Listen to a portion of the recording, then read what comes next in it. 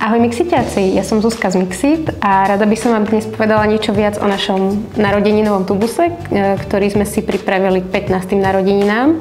Je to limitovaná edícia, ktorá má na sebe všetky naše obľúbené dizajny za posledných 15 rokov a ja by som vám osobne predstavila tie moje obľúbené. Je to napríklad tento béžový.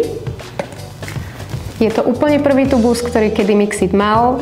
Mixoval sa do ňoho Morning Kicker alebo mysli doktora Birchera, ak poznáte, ak ste s nami 15 rokov, určite si pamätáte. Logo sa odtedy malinko zmenilo, ale ten tubus je stále to pravé retro, to pekné retro, ktoré si radi nadelíme občas k narodeninám.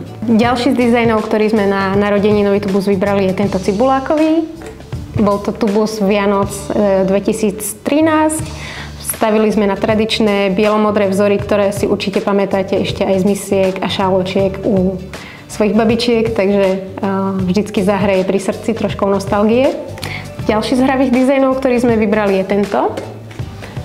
Bol testovaný na deťoch, rovnako ako aj mysli, ktoré sme do neho pôvodne dávali. Bolo vytvorené v spolupráci s našimi mixiťackými deťmi vlastnými.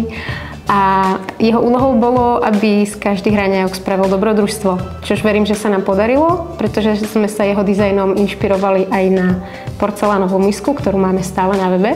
V roku 2015 sme stavili na motívy vesničiek a krajiniek, konkrétne zimní a podzimní alebo jesenný.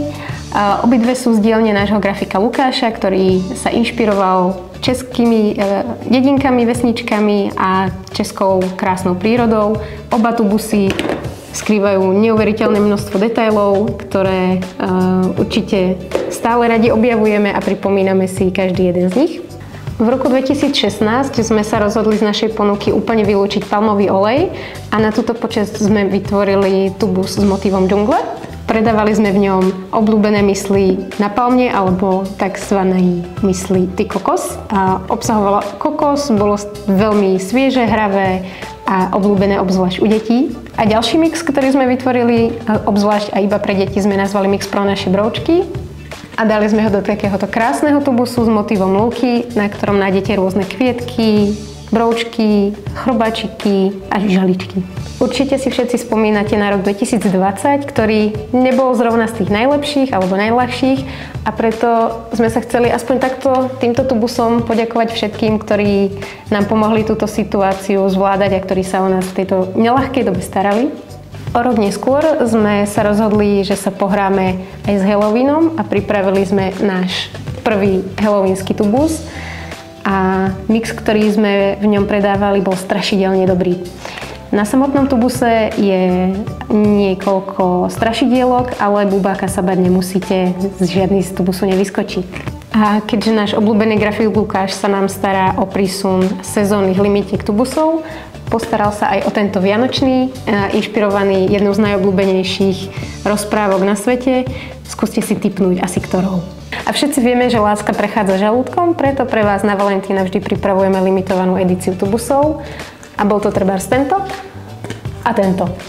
Jeden od našej obľúbenej nádejnej českej ilustrátorky a jeden od našej grafičky Ivanky. Oba sú s hrdličkami, oba sú krásne a oba sme si rovnako zamilovali. Verím, že sa vám tento narodeninový tubus páči rovnako ako mne.